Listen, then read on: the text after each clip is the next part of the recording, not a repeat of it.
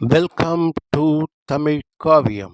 நீ நல்லா தானே இருக்க அப்படின்னு மாறி மாறி ரெண்டு பேரும் அன்பை பிழிஞ்சு தள்ளிட்டாங்க.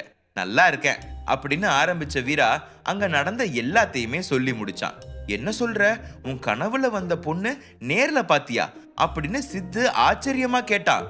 தாராவும் அதே ரியாக்ஷன் தான் கொடுத்தா. ஆமாடா, அவ பேரு விதுஷி. 2-3 தடவை என் கனவுல வந்திருக்கா.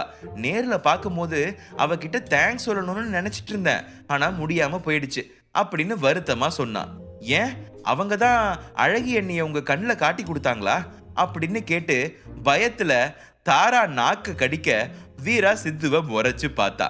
எருமை எருமை, சித்து தாரா தலையில தட்ட நீ போ பண்ணி அப்படின்னு அவனை தள்ளி விட்டுட்டு வீரா பின்னாடி வந்து நின்னுட்டா தாரா. என்னடா, ரெண்டு பேரும் சண்டை போடுற மாதிரி நடிச்சு என்கிட்ட இருந்து தப்பிக்கலான்னு நினைக்கிறீங்களா?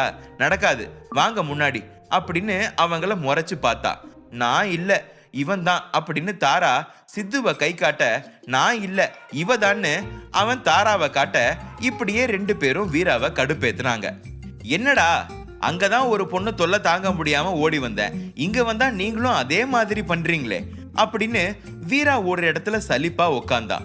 யார் அந்த பொண்ணு அப்படின்னு சித்து ஆர்வமா கேட்க தாரா அவனை எரிக்கிற மாதிரி பார்த்தா. சும்மா ஜெனரல் நாலேஜ்னு தாராவை சமாதானப்படுத்திட்டு வீரா பக்கத்துல வந்தான் சித்து. அவ யாருன்னு எனக்கு தெரியல, விதுஷியை என் கூட பேச விடாம கடைசி வரைக்கும் தொல்லை பண்ணிட்டு இருந்தா அப்படின்னு வீரா சொன்னான். நம்ம அகாடமியை சேர்ந்த பொண்ணுங்கன்னு சொல்ற, ஆனா நான் அந்த பேரை இது வரைக்கும் கேள்விப்பட்டதே இல்லையே அப்படின்னு சித்துவும் யோசனையா சொன்னான். அதை விட கல்கி மாஸ்டர் யாரு அப்படின்னு வீரா கேட்க, அவரை பத்தி முழுசா எதுவும் தெரியாது, ஆனா எப்போதும் அந்த இடத்துல தான் இருப்பாரு அப்படின்னு சித்து எதிரில் காட்டினான். அங்க ஒருத்தர் முதுகு பக்கம் மட்டும் தெரிய பசங்க அவர்கிட்ட பேசிட்டு இருந்தத பார்க்க முடிஞ்சுது.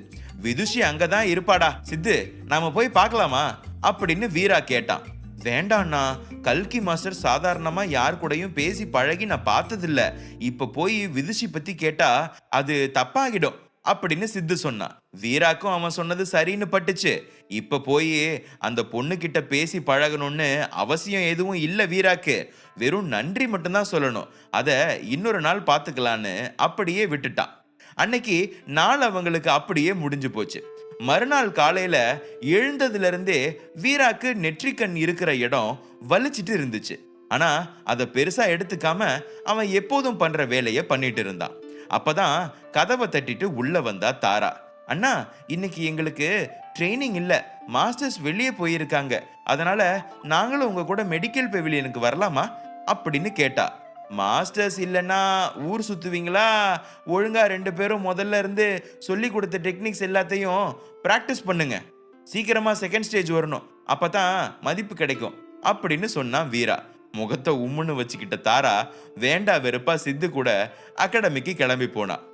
இந்த பக்கம் பட்டு ஏன் இன்னும் வரல அப்படின்னு யோசனையாவே இருந்த வீரா கொஞ்ச நேரத்துல வேலைக்கு கிளம்பிட்டான். இன்னைக்கு ரூபினி அவனுக்கு முன்னாடியே வந்து காத்துட்டு இருந்தா. வீரா முன்ன மாதிரி அவகிட்ட வெறுப்பு காட்டுறது இல்ல, அதே மாதிரிதான் அவளும். ரெண்டு பேரும் சிரிச்சு பேசி சாதாரணமா பழகுற அளவுக்கு இன்னும் வரல, ஆனா சகஜமா இருந்தாங்க. எப்போதும் போல 3 மாஸ்டர்ஸ் அங்க இருந்தாங்க, ஆனா அவங்க முகம் மட்டும் வாட்டமா இருந்துச்சு. என்ன இருந்தாலும் வீரா ஒரு ஸ்டூடெண்ட், போய் என்ன நடந்துச்சுன்னு உரிமையா கேட்க முடியாது, ஆனா அவங்கள கவனிச்சுட்டு தான் இருந்தா. முத்து மாஸ்டர் ஒரு கட்டத்துல ரொம்ப சோர்வா டென்ட் உள்ள போறத பார்த்தான் வீரா. சாதாரணமா வேலை விஷயத்துல அந்த 3 மாஸ்டர்ஸும் தீயா கடமையை செய்வாங்க. அவங்க ரெஸ்ட் எடுத்து ரூபினியும் வீராவும் பார்த்ததே இல்லை. ஆனா இன்னைக்கு காலையில இருந்து அவங்க 3 பேர் யோசனையில இருக்கிறது வீராக்கு புரிஞ்சுச்சு. பாவம், கொஞ்ச நேரத்துல இவனுக்கு தான் ஆபத்துன்னு தெரியாம அவங்கள பத்தி யோசிக்கிறான். வீரா முத்துக்கிட்ட விசாரிக்க டென்ட் உள்ள நுழைஞ்சான். அவரு அங்க யோகா பண்ற பொசிஷன்ல வீராக்கு முதுக காட்டி உட்கார்ந்துட்டு இருந்தாரு. மாஸ்டர், நேத்து நான் தாமரை குளத்துக்கு போயிட்டு வந்ததும் உங்களை தான் தேடினேன், ஆனா பார்க்க முடியல, இன்னைக்கு அதை பத்தி பேசலாமா அப்படின்னு கேட்டான். ஆனா அவர் பதில் எதுவும் சொல்லல. தியானத்துல இருக்காருன்னு வீரா புரிஞ்சுக்கிட்டான். 1 மணி நேரம் கடந்து இருக்கும். உண்மையா தியானம் தான் பண்றாரா, எவ்வளவு நேரம் அப்படின்னு வீரா நெற்றிக்கன் மூலமா தெரிஞ்சுக்க ட்ரை பண்ணான். அவ்வளவுதான். திரும்பவும் நெத்தியில காலையில இருந்து வலி ஜாஸ்தியாகி அவனால நிக்க கூட முடியல. அது மட்டும் இல்ல, திடீர்னு கண்ணு மங்கலா தெரிஞ்சது. டென்ட் உள்ள எதையும் சாதாரணமா கூட பார்க்க முடியல. அப்போதான் சொல்லு வீரா, என்ன விஷயம் அப்படின்னு முத்து மாஸ்டர் திரும்பி அவன் பக்கம் பார்த்தாரு. மாஸ்டர், எனக்கு இன்னைக்கு ஒரு நாள் லீவு கிடைக்குமா அப்படின்னு நெத்தியை பிடிச்சுக்கிட்டே கேட்டா. முத்து மாஸ்டருக்கு ஏதோ சரியில்லைன்னு புரிஞ்சிச்சு. ஆனா அவன் கிட்ட கேட்கல. போய் ரெஸ்ட் எடு அப்படின்னு சொல்லி வீராவை அனுப்பி வச்சுட்டாரு. டென்ட்டை விட்டு வெளியே வந்த வீராவை ரூபினி பிடிச்சுக்கிட்டா. எனக்கு இந்த மருந்தை ரெடி பண்ண சொல்லி அசைன் பண்ணியிருக்காங்க, உன்னால ஹெல்ப் பண்ண முடியுமா அப்படின்னு கேட்டாரு. எனக்கு உடம்பு சரியில்லை, நாளைக்கு வந்து பண்ணி கொடுக்குறேன் அப்படின்னு வீரா ரூபினி முகத்தை கூட பார்க்காம விறுவிறுன்னு நடக்க ஆரம்பிச்சிட்டான். எங்க போறான், என்ன பண்றான் அப்படின்னு எதுவுமே வீராக்கு தெரியல. நெற்றிக்கண் இருந்த இடம் தாங்க முடியாத அளவுக்கு வலிக்க ஆரம்பிச்சிச்சு. சுத்தி நடக்கிற எல்லா விஷயத்தையும் அவன் மறக்கிறபடி பண்ணிடுச்சு. பட்டுவும் பக்கத்துல இல்ல. நெற்றிக்கண் பத்தி யார்கிட்டையும் சொல்ல முடியாது, சொன்னாலும் நம்ப மாட்டாங்க. இந்த டைம்ல வீரா என்ன பண்றதுன்னு தெரியாம தலையில கை வச்சுக்கிட்டு ஒரு இடத்துல உட்காந்துக்கிட்டா. திடீர்னு அவன் மேல ஏதோ ஒண்ணு வந்து விழுந்துச்சு. கண்ணை திறந்து பார்த்தவனுக்கு அதிர்ச்சி. பட்டுதான் அது. பட்டு பட்டு அப்படின்னு பதட்டமா தொட்டு பார்த்து எழுப்பி பார்த்தா. ஆனா ஒரு அசைவும் இல்ல. ஏற்கனவே அவனுக்கு நெத்தியில வலி. இப்போ பட்டுக்கு ஏதோ ஆபத்துன்னு தெரிஞ்சு ஒன்னும் பண்ண முடியாம தவிக்க ஆரம்பிச்சிட்டான். திடீர்னு வீராக்கு பட்டுவும் அவனும் ஒரு நாள் பேசிட்டு இருந்த விஷயம் ஒன்னு ஞாபகத்துக்கு வந்துச்சு. அது வீரா அவங்க அகாடமியில இருந்த சமயம். எப்போதும் தூங்கி எழுந்த உடனே பட்டு அவன் முன்னாடி இருக்கும். அன்னைக்கு அது வர லேட் ஆயிடுச்சு. பட்டு பட்டுன்னு கூப்பிட்டு பார்த்துட்டு அது வராம போக அகாடமிக்கும் மட்டம் போட்டுட்டு அன்னைக்கு வீட்டில் இருந்துட்டான் வீரா. அப்பதான் பட்டு சோர்வா உள்ள வந்துச்சு. வீரா உடனே தாவி அதை கையில பிடிச்சிட்டான். என்ன பட்டு, நீ வரத்துக்கு இவ்வளவு நேரம் ஆச்சு, எங்க போயிருந்த? நான் இன்னைக்கு அகாடமிக்கு கூட போகல அப்படின்னு வருத்தமா பேசிட்டு இருந்தான். ஆனா பட்டு பதில் எதுவுமே சொல்லல. அப்பதான் வீராக்கு அது கிட்ட ஏதோ மாற்றம் வந்த மாதிரி தெரிஞ்சிச்சு. அதாவது எப்போதும் பச்சை கலர்ல இருக்கிற அதோட விங்ஸ் இன்னைக்கு வெள்ளை கலரா மாறி இருந்துச்சு. ஆரம்பத்துல வீராக்கு இதெல்லாம் புதுசு. ஒருவேளை பட்டுக்கு பதில் வேற யாராவது வந்துட்டாங்களான்னு அவனுக்கு சந்தேகம் வந்துருச்சு. அதனால நீ நீ பட்டு தானே அப்படின்னு தட்டு தடுமாறி கேட்டான். டே கூறு கெட்டவனே, நான் உன் பட்டு தான், பயப்படாத, இன்னைக்கு எனக்கு உடம்பு சரியில்லை அப்படின்னு சொல்லிட்டு திரும்பவும் கண்ணை மூடிக்குச்சு. வீரா ஜிஎஸ் அரண்மனையில என்னைக்கு பட்டுவ முதல்ல பார்த்தானோ அப்ப இருந்து சுறுசுறுப்பா மட்டும்தான் இருந்திருக்கு. இந்த மாதிரி பார்த்ததே இல்லை. என்ன பட்டு, இப்ப நீ பழைய மாதிரி மாறுவன்னு கேட்டான். பட்டுக்கு வீரா முகம் சுருங்கினாலே தாங்காது. அதனால உடம்பு முடியலனாலும் அவன் கிட்ட பேச ஆரம்பிச்சுச்சு. இத பாரு வீரா, எப்படி நெற்றிக்கண்ணுக்கு பௌர்ணமி அன்னைக்கு பவர் இருக்காதோ அது மாதிரி தான் எனக்கும். கொஞ்சம் ஒசரமா பறந்துட்டு வந்தாலே இந்த மாதிரி டயர்ட் ஆகிடுவேன். என்னோட விங்ஸ் கலரும் மாறிடும் அப்படின்னு சொல்லுச்சு. ஓ அப்படியா, நான் பயந்தே போயிட்டேன். பரவாயில்ல, இன்னைக்கு ஒரு நாள் ரெஸ்ட் எடுத்துக்கோ, நாளைக்கு நீ வந்தா போதும்னு வீரா சொன்னான். ரெஸ்ட் எடுக்கிற அளவுக்கெல்லாம் பெருசா எதுவும் ஆகல, என்ன இப்பவே ஒரு நதிக்கரைக்கு கூட்டிட்டு போ அப்படின்னு சொல்லிச்சு பட்டு. வீராவும் அதே மாதிரி அவங்க ஊர்ல இருக்கிற ஒரு நதிக்கு கூட்டிட்டு போனான். ஒரே தடவை தான் அதுல முங்கி எழுந்துச்சு பட்டு. பழைய விங்ஸ் கலர் மாதிரி கொஞ்ச நேரத்துல நார்மலா பறக்க ஆரம்பிச்சது. வீராக்கு இப்பதான் திருப்தியா இருந்துச்சு. நான் சாதாரணமா மயக்கம் ஆக மாட்டேன், ஒருவேளை அப்படி நடந்துச்சுன்னா இந்த மாதிரி என்ன ஒரு நதிக்கரை கிட்ட கூட்டிட்டு வா, புரியுதா அப்படின்னு பட்டு அன்னைக்கு சொன்னது வீராக்கு இப்ப ஞாபகம் வந்துச்சு. நெத்தி வலி உயிரே போற அளவுக்கு இருந்தாலும் அதை தள்ளி வச்சுட்டு முதல்ல பட்டுவை சரி பண்ணணும்னு ஆகாய மலையில நதிக்கரை எங்க இருக்குன்னு தேடி அலைய ஆரம்பிச்சான். அன்னைக்கு டாஸ்க்குக்காக 2 பேர் சின்ன குட்டை மாதிரி இருக்கிற இடத்துக்கு கூட்டிட்டு போனது வீராக்கு சட்டுன்னு ஞாபகம் வர நேரா பட்டுவோட அங்க வந்து இறங்கிட்டான். அது சொன்ன மாதிரியே ஒரு தடவை முழுகி எழுந்ததும் பட்டு நார்மல் ஆகிருச்சு. வீரா கண் கலங்க பட்டுவை பார்க்க அதுவும் சாதாரணமா தான் இருந்துச்சு. என்னாலதான் உனக்கு இந்த நிலைமை அப்படின்னு வீரா தலைய குனிஞ்சுக்கிட்டான். ஏதாவது பேசணும்னு பேசாத வீரா, எனக்கு 2 நாளா உடம்பு சரியில்லை அப்படின்னு பட்டு சொல்ல, எங்க என் முகத்தை பார்த்து நான் காரணம் இல்லைன்னு சொல்லு பாப்போம் அப்படின்னு வீரா கேட்டா. பட்டுவால வீரா கிட்ட எதையும் மறைக்க முடியாது, அதே மாதிரி பொய்யும் சொல்ல முடியாது. சாதாரணமா நான் பறக்கிற இடம் மாதிரி இல்லாம ஆகாய மலைய பறக்கிறது கொஞ்சம் எனக்கு கஷ்டமா தான் இருக்கு அப்படின்னு பட்டு சொல்லுச்சு. பாத்தியா, என்னாலதான் நீ இங்க வந்து சிரமப்படுற, அதான் என்னால தாங்கிக்க முடியல அப்படின்னு வீரா முகத்தை திருப்பிக்கிட்டான். தாங்கிக்க முடியலையா? அப்ப ஏன் இன்னும் இங்க இருக்க? வா ஊருக்கு போலாம் அப்படின்னு பட்டு சொல்ல வீரா அத புரியாம பார்த்தா. எல்லாருக்குமே கஷ்டம் இருக்கு, எல்லாருக்குமே பிரச்சனை இருக்கு. ஆனா உனக்கு ஹெல்ப் பண்ண நானும் நெற்றியும் பக்கத்துல இருக்கோம், என் கூட வரியா அப்படின்னு கேட்டுச்சு. நெற்றிக்கன் பத்தி பட்டு பேசின அப்புறம்தான் வீராக்கு வலி பத்தி சொல்லணும்னு ஞாபகம் வந்துச்சு. அத பத்தி பேசுறதுக்குள்ள அன்னைக்கு டாஸ்க்ல ஹெல்ப் பண்ண 2 பேர் அங்க வந்துட்டாங்க. ஏ வீரா, எப்படி இருக்க? எவ்வளவு நாள் ஆச்சு பார்த்து. இப்போ எந்த ஸ்டேஜ்ல இருக்க? நாங்க சொல்லி கொடுத்த இல சம்பந்தமான விஷயம் எல்லாம் உனக்கு ஹெல்ப் ஆச்சா அப்படின்னு சகஜமா பேசினாங்க. வீராக்கும் அவங்கள ரொம்ப பிடிக்கும், அதனால வலிய கொஞ்ச நேரம் ஒதுக்கி வச்சுட்டு பதில் சொன்னான். அதே சமயம் பட்டுவையும் கவனிக்காம இருக்கல, அது அவனை சுத்தி சுத்தி தான் வந்துட்டு இருந்துச்சு. சரி வீரா, நாங்க கிளம்புறோம். திரும்பவும் உனக்கு நேரம் கிடைக்கும் போது கடலுக்கு அடியில வா, நம்ம நிறைய விஷயம் பேசி டிஸ்கஸ் பண்ணலாம் அப்படின்னு சொல்லிட்டு அவங்க 2 பேரும் கிளம்பிட்டாங்க. திரும்பவும் வீரா பட்டுக்கிட்ட பேசலான்னு சுத்தி பார்க்க அத காணோம். இப்போதானே வந்த, உடனே கிளம்பிட்டியா? உன்கிட்ட நெற்றிக்கண் பத்தி பேசணும் பட்டு, தயவு செஞ்சு என் கண்ணு முன்னாடி வா அப்படின்னு கெஞ்ச ஆரம்பிச்சான் வீரா. திரும்பவும் அவன் மேல வந்து ஏதோ ஒண்ணு விழுந்துச்சு. பட்டு தான் அது. வீராக்கு அதிர்ச்சி. ஏ பட்டு, திரும்பவும் என்னாச்சு அப்படின்னு அதை உத்து கவனிச்சான்.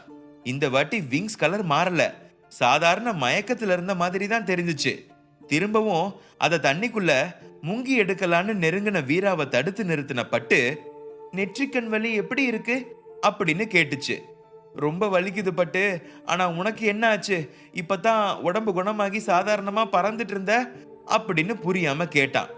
அது நான் இல்ல அப்படின்னு பட்டு அவன் தலை மேல பெரிய குண்டை தூக்கி போட்டுச்சு. நீ இல்லையா? ப்ளீஸ் என்கிட்ட விளையாடாத, நானே வலியில துடிச்சிட்டு இருக்கேன் அப்படின்னு நெத்திய காட்டினா வீரா. நான் விளையாடல, உனக்கு ராணா மாஸ்டர் கொடுத்த பன்னி டாஸ்க் ஞாபகம் இருக்குல்ல? அந்த காட்டுல கூட அழகி வாய்ஸ்ல ஒரு பன்னிக்குட்டி வந்து நம்மளை ஏமாத்துச்சே அப்படின்னு பட்டு சொல்ல சொல்ல வீராக்கு இந்த இடமும் அதே மாதிரி தான் புரிஞ்சுக்கிட்டான். அப்போ உனக்கு பதில வேற யாரோ வந்து என்னை ஏமாத்தி இருக்காங்க, ஏன் அப்படி அப்படின்னு புரியாம கேட்டான் வீரா. அந்த காட்டு பன்னிங்க மாதிரி ஆபத்து வராது, இத பெருசா எடுத்துக்காத அப்படின்னு அவன் பயத்தை புரிஞ்சுக்கிட்டு சொல்லுச்சு பட்டு. சரி அதை விடு, ஏன் திடீர்னு மயக்கம் வந்துச்சு அப்படின்னு கேட்டான் வீரா. தெரியல, நான் சித்து தாரா கூட தான் இவ்வளவு நேரம் இருந்தேன்.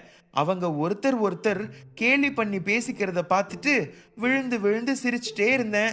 சரி ரொம்ப நேரம் ஆயிடுச்சேன்னு பறக்க ஆரம்பிச்சா முன்னால போக முடியல. எவ்வளோ ட்ரை பண்ணினாலும் பின்னோக்கி தான் பறந்துட்டு இருந்தேன். இந்த மாதிரி எல்லாம் எனக்கு ஆனதே இல்லை. திடீர்னு ஏதாவது வந்திருக்குன்னு பயந்து பின்னோக்கியே பறந்து இங்க வந்து சேர்ந்துட்டேன்னு பட்டு சொல்லுச்சு. வீராக்கு பட்டு அவன் மேல காட்டுற அன்புக்கு திரும்பவும் என்ன செய்யறதுன்னு தெரியாம கண் கலங்குனான். சரி சரி, எமோஷன் சீன்ஸ் இங்க எல்லாம் வேண்டாம். உனக்கு இப்ப வலி குறையணும், அதுக்கு இங்க ஏதாவது மூலிகை இலை தேடலாமா அப்படின்னு 2 பேரும் பார்க்க ஆரம்பிச்சாங்க. கொஞ்சம் கொஞ்சமா வீராக்கு நெத்தி வலி ஜாஸ்தி ஆகிட்டே போச்சு. அவனால நடக்க முடியல. கால் எல்லாம் ஒன்னோட ஒன்னு பின்னிக்கிட்டு ஏதோ இம்சையா இருக்கிற மாதிரியே ஃபீல் பண்ணான். ஒரு கட்டத்துல அவனால அடுத்த அடி எடுத்து வைக்க முடியல, அப்படியே கீழே உக்காந்துட்டான். வீரா, உன் நெத்தி வலி தீர்க்க இலை இங்க இல்ல, நான் போய் வேற இடத்துல பார்த்துட்டு வரட்டுமா அப்படின்னு பட்டு கேட்க வீரா கிட்ட இருந்து பதில் இல்ல. என்னடா ஆச்சு அப்படின்னு திரும்பி பார்த்த பட்டு வீரா அப்படின்னு அவன் இருந்த கோலத்தை பார்த்து கத்திடுச்சு. நெத்தில இருந்து ரத்தம் கொஞ்சம் கொஞ்சமா வர ஆரம்பிக்க கை கால் இழுத்து கிடந்தான் வீரா.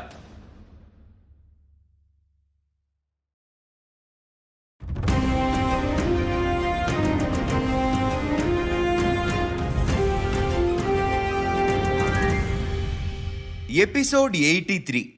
வீராக்கு திடீர்னு ஏன் நெத்தி வெளி வந்துச்சுன்னு பட்டுவுக்கும் புரியல. இருந்தாலும் அதுக்கு மருந்து தேட போலான்னு ரெண்டு பேரும் ஒன்னா நடக்க ஆரம்பிச்சாங்க. ஒரு கட்டத்துல பட்டு குரல் மட்டும்தான் அங்க கேட்டுட்டு இருந்துச்சு. வீரா திடீர்னு மயங்கி அப்படியே விழுந்துட்டான். அது மட்டும் இல்லாம அவன் நெத்தியில இருந்து ரத்தம் வர ஆரம்பிச்சுச்சு. இதெல்லாம் ஏன் நடக்குது? யாராவது ஏதாவது பண்ணாங்களா? பட்டு சுத்தி பார்க்க அது கண்ணுக்கு தப்பா எதுவும் தெரியல. சரி, அப்புறமா இத பத்தி ஆராய்ச்சி பண்ணலாம். முதல்ல வீரா வேற பழைய மாதிரி கொண்டு வரணும் அப்படின்னு கையில இருந்த இலைய அவன் வாய்க்கிட்ட வச்சுச்சு. வீரா உதடு துடிக்க மெல்லமா அதை மென்னு சாப்பிட ஆரம்பிச்சான். அவனுக்கு நினைவு இல்ல, ஆனா சுத்தி நடக்கிறத உணர முடிஞ்சிச்சு. கொஞ்ச நேரத்துல நிதானமா கண்முழிச்சு எழுந்த வீரா தோள் மேல வந்து உட்கார்ந்த பட்டு, இப்படி எல்லாம் ரத்தம் வரக்கூடாது, இத உடனே சரி பண்ணணும், எழுந்து என் கூட வா அப்படின்னு சொல்லுச்சு. ரத்தம் வருதா அப்படின்னு அதிர்ச்சியான வீரா, ஏன் இப்படி நடக்குது அப்படின்னு கேட்டு, இத சரி பண்றதுக்கு ஆகாய மலையில இடம் இருக்கா, இல்ல ஜூயஸ் அரண்மனைக்கு திரும்பி போகணுமா அப்படின்னு கேட்டா. அவ்வளவு தூரம் போக அவசியம் இருக்காது அப்படின்னு யோசிச்ச பட்டு, ஒரு வேளை இங்க நடக்க போற பெரிய பிரச்சனைய தடுக்கிறதுக்காக கூட நெற்றிக்கண்ல இருந்து ரத்தம் வந்திருக்கலான்னு சொல்லுச்சு பட்டு. பிரச்சனையா? எந்த மாதிரி அப்படின்னு வீரா கேட்க, ராணா மாஸ்டர் ஒரு ராட்சச பறவை கூட சண்டை போட்டாரே, அந்த மாதிரி விஷ ஜந்துக்கள் கிட்ட இருந்து வர்ற சுவாசம் தாங்க முடியாம கூட உனக்கு இந்த மாதிரி நடந்திருக்கலாம் அப்படின்னு சொல்லுச்சு பட்டு.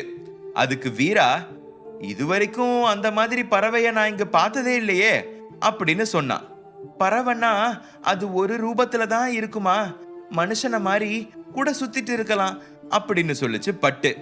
வீரா பயத்துல எச்சில் முழுங்கினா. சரி, பேசிட்டு இருக்க நமக்கு டைம் இல்ல, கிளம்பு, நெற்றிக்கண் மூலமா இங்க பக்கத்துல ஏதாவது குகை இருக்கான்னு பாரு அப்படின்னு பட்டு சொல்லுச்சு. ஆனா வீராவால எதையுமே பார்க்க முடியல. 10 நிமிஷத்துக்கு மேல முயற்சி பண்ணி கண் கலங்கிட்டான். சரி, எல்லா நாளும் நமக்கு ஒரே மாதிரி இருக்காது, இப்படி நடக்கும்போதுதான் உன் தைரியத்தை இழக்காம அடுத்து என்ன பண்ணலான்னு யோசி அப்படின்னு வீராக்கு தைரியம் கொடுத்துச்சு பட்டு. அதுக்குள்ள இருட்ட ஆரம்பிக்க, இனிமே நீ இங்க இருக்க கூடாது வீரா, அகாடமிக்கு போயிடு, மருந்து சாப்பிட்டு இருக்க, ரத்தம் வராது, நாளைக்கு காலையில முழுசா குணப்படுத்திடலாம் அப்படின்னு அவனை அனுப்பி வச்சது. வீரா சரின்னு கிளம்ப, ஒரு நிமிஷம், ஏதாவது துணிய நெத்தியில கட்டு, இல்லனா கொஞ்ச நேரத்துல எல்லாருக்கும் நெற்றிக்கண் தெரிய வாய்ப்பு இருக்கு அப்படின்னு புது குண்டை தூக்கி போட்டுச்சு பட்டு. இன்னைக்கு யார் முகத்துல முழிச்சனோ அப்படின்னு சலிச்சுக்கிட்டே வீரா பட்டு சொன்ன மாதிரி துணியை கட்டிக்கிட்டு அகாடமி வந்து சேர்ந்தான். நல்ல வேலை, சித்து அசதியில தூங்கிட்டு இருந்ததால வீராக்கு வசதியா போச்சு. அவனுக்கு மறுபக்கம் முதுக காட்டி தூங்க முயற்சி பண்ணான். மறுநாள் முதல்ல கண் விழிச்ச சித்து வீரா தூங்கிட்டு இருக்கான்னு தெரிஞ்சு டிஸ்டர்ப் பண்ணாம சுத்தப்படுத்திக்கிட்டு 2 பேருக்கும் குடிக்க ஸ்ட்ரென்தனிங் பவுடர் ரெடி பண்ணான். வீரா அப்பதான் திரும்பி படுத்தான். அண்ணா, உனக்கு குடிக்க இங்க எடுத்து வச்சிருக்கேன், நான் போய் தாராவை கூட்டிட்டு வரட்டுமா அப்படின்னு வீரா முகத்தை பார்த்த சித்து அதிர்ச்சியில கையில இருந்து கிளாஸ கீழே போட்டுட்டான். அந்த சமயத்துல வீரா நல்லாவே கண் முழிச்சிட்டான். எதுக்குடா இதுக்கெல்லாம் பர்மிஷன் கேட்டுட்டு இருக்க அப்படின்னு வீரா சித்துவை பார்க்க, அவன் பயத்துல கை கால் நடுங்கி முகம் எல்லாம் வெளுத்து போயிருந்துச்சு. என்ன சித்து, என்னாச்சு அப்படின்னு வீரா கேட்க, அது உன் முகம் அப்படின்னு அதுக்கு மேல சித்துவால எதுவும் பேச முடியல. சட்டுன்னு வீராக்கு நெற்றிக்கண் தான் ஞாபகத்துக்கு வந்துச்சு. அதுவும் பட்டு முன்னாடி நாள் கிளம்பும் போது அது யாரு கண்ணுக்கு வேணாலும் தெரியலான்னு சொன்னது ஞாபகத்துக்கு வர, திரும்பி கண்ணாடிய பார்த்து சித்துக்கு மேல அதிர்ச்சி ஆயிட்டான். அவன் முகம் கருத்து போய் கண்ணு, காது, வாய் எதுவுமே கண்டுபிடிக்க முடியல. யாராவது ஃபர்ஸ்ட் டைம் வீராவை பார்த்தா பேயின்னு கூட சொல்லுவாங்க. அந்த அளவுக்கு வீரா முகம் விகாரமா மாறி இருந்துச்சு. தொட்டு தேய்ச்சு அந்த கருப்பை எடுக்க முடியுமான்னு பார்த்தான் வீரா. ஆனா ஒன்னும் வேலைக்கு ஆகல. உடனே பாத்ரூம்ல போய் தண்ணி எடுத்து முகம் கழுவ ட்ரை பண்ணி பார்த்தான். அதுக்கும் ரிசல்ட் 0 தான். அந்த சமயமா பார்த்து யாரோ வெளிய கதவை தட்டுனாங்க. கண்டிப்பா அது தாராதான்னு அடிச்சு சொல்ல முடியும். வீராக்கு பதட்டம் ஜாஸ்தி ஆச்சு. திரும்பி கண்ணாடிய பார்க்க அவனால 2 நிமிஷத்துக்கு மேல முகத்தை பார்க்க முடியல. அந்த அளவுக்கு பயமா இருந்துச்சு. திரும்பவும் கதவு தட்டுற சத்தம் கேட்க அப்பதான் வீராக்கு சித்து ஞாபகம் வந்துச்சு. இவன் என்ன பார்த்த அதிர்ச்சியில அப்படியே நின்னானே, தாரா கிட்ட சொல்லியிருப்பானா அப்படின்னு பயந்து நிதானமா பாத்ரூம் உள்ள இருந்து எட்டி பார்த்தான். அங்க கட்டில் மேல சித்து தாரா சகஜமா பேசிக்கிட்டு இருக்க வீராக்கு என்ன நடக்குதுன்னு ஒண்ணுமே புரியல. அப்பதான் பட்டு அவன் முன்னாடி வந்துச்சு. வீரா, இந்தா மாய இலை, அன்னைக்கு அழகிய பாக்குறதுக்காக இதை யூஸ் பண்ணியே, அதுதான் இப்போ நமக்கு ஹெல்ப் பண்ண போகுது. அன்னைக்கு சொன்ன அதே ரூல்ஸ் தான், சீக்கிரம் ரெடி ஆகு, அவசரப்பட்டுச்சு பட்டு. பட்டு, நான் உயிரோட இருக்க மாட்டேனா அப்படின்னு வீரா கேட்க பட்டு பதில் சொல்லாம அவனை முறைச்சிச்சு. எப்ப இருந்து இந்த மாதிரி எல்லாம் பேச ஆரம்பிச்ச வீரா, பல்ல தட்டி கையில கொடுத்துருவேன், மரியாதையா சொன்னதை பண்ணு அப்படின்னு கோவமா சொல்லுச்சு பட்டு. அதுக்கப்புறம் வீரா வாய மூடிட்டு அது சொன்ன மாதிரி எல்லாத்தையும் பண்ணிட்டான். ஆனா அவனுக்கு சித்து விஷயத்துல மட்டும் டவுட் இருக்க அதை கேட்காம இருக்க முடியல. உன்னை பார்த்து அவன் ஷாக் ஆகி நின்னது உண்மைதான், ஆனா நான் அவன் மெமரியில இருந்து அதை எடுத்துட்டேன். அதனாலதான் நீ பாத்ரூம்குள்ள இருக்கேன்னு நினைச்சுக்கிட்டு 2 பேரும் வெளியே பேசிட்டு இருக்காங்க, போதுமா விளக்கம் அப்படின்னு பட்டு கேட்டுச்சு. ரொம்ப தேங்க்ஸ் பட்டு, அப்படியே ஏன் எனக்கு முகம் இப்படி மாறிடுச்சுன்னு சொல்றியா அப்படின்னு தவிப்பா கேட்டான் வீரா. இப்ப பேசிட்டு இருக்க டைம் இல்ல வீரா, புரிஞ்சுக்க. முதல்ல சித்துவை கூப்பிட்டு நான் இன்னைக்கு அகாடமிக்கு வர லேட் ஆகும், நீ கிளம்புன்னு சொல்லி அனுப்பி வை அப்படின்னு ஐடியா கொடுக்க வீராவும் அதே மாதிரி பண்ணினான். இப்ப வா நம்ம கிளம்பலாம் அப்படின்னு மாய இலை மூலமா அவனை யாரும் பார்க்காத மாதிரி ஒரு மறைவான இடத்துக்கு கூட்டிட்டு போயிடுச்சு பட்டு. வீரா, நமக்கு 1 மணி நேரம் தான் டைம் இருக்கு, அதுக்குள்ள நீ பழைய மாதிரி வந்தாகணும், அதே மாதிரி நெற்றிக்கண்ணும் திரும்பி கிடைக்கணும், அதனால நான் சொல்றதெல்லாம் பண்ணு அப்படின்னு இன்ஸ்ட்ரக்ஷன்ஸ் கொடுத்துச்சு. முதல்ல ஒரு சர்க்கிள் மாதிரி போட்டு வீராவாதில உட்கார வச்சு கண்ணை மூட சொல்லி, என்ன நடந்தாலும் சர்க்கிள் விட்டு வெளியே வரக்கூடாது அப்படின்னு சொல்லுச்சு பட்டு. முதல்ல அவனை சுத்தி மஞ்சள் கலர் பூவை பட்டு அடுக்கி வைக்க அதுல இருந்து வந்த நெருப்போட வெப்பத்தை வீராவால தாங்கிக்க முடியல. பட்டு, நான் வெளியே வரேன் அப்படின்னு கத்த ஆரம்பிச்சான். ஆமா, அந்த மலையில பூ கூட சில சமயம் நெருப்ப கக்கும். ஒன்னும் இல்ல, எல்லாம் சரியா போயிடும், வெளியே வரக்கூடாது. இது மட்டும்தான் அவனுக்கு மந்திரம் மாதிரி காதுல விழுந்துகிட்டே இருந்துச்சு. இப்ப அடுத்ததா வீராவை சுத்தி நீல கலர் பூவை பட்டு அடுக்கி வைக்க உடம்புல இருக்கிற வெப்பம் அத்தனையும் மறைஞ்சு போச்சு. குளிர் எடுக்க ஆரம்பிச்சிச்சு. சாதாரண குளிர் கிடையாது, வீராவோட உடம்பு ஐஸ் கட்டில உறைஞ்சு போன மாதிரி வெறைப்ப உண்டாக்குற குளிர். நெத்தியில இருந்து வந்த ரத்தம் கூட உறைஞ்சு போயிடுச்சு. இன்னும் கொஞ்ச நேரத்துல வீரா செத்து போனா கூட ஆச்சரியப்படுறதுக்கு இல்ல, அந்த மாதிரி சூழ்நிலைக்கு வந்துட்டான். பட்டு அவனை தான் சுத்தி சுத்தி வந்துட்டு இருந்துச்சு. அதுக்கும் அடுத்து என்ன பண்றதுன்னு தெரியல. ஆனா முடிஞ்ச அத்தனையும் வீராக்காக செஞ்சிருச்சு. அது நெற்றிக்கண் சம்பந்தமான விஷயம். ஒரு கட்டத்துக்கு மேல பட்டுவாலையும் தலையிட முடியாது. இப்போ வீரா ஐஸ் கட்டி உள்ள இருந்தான்.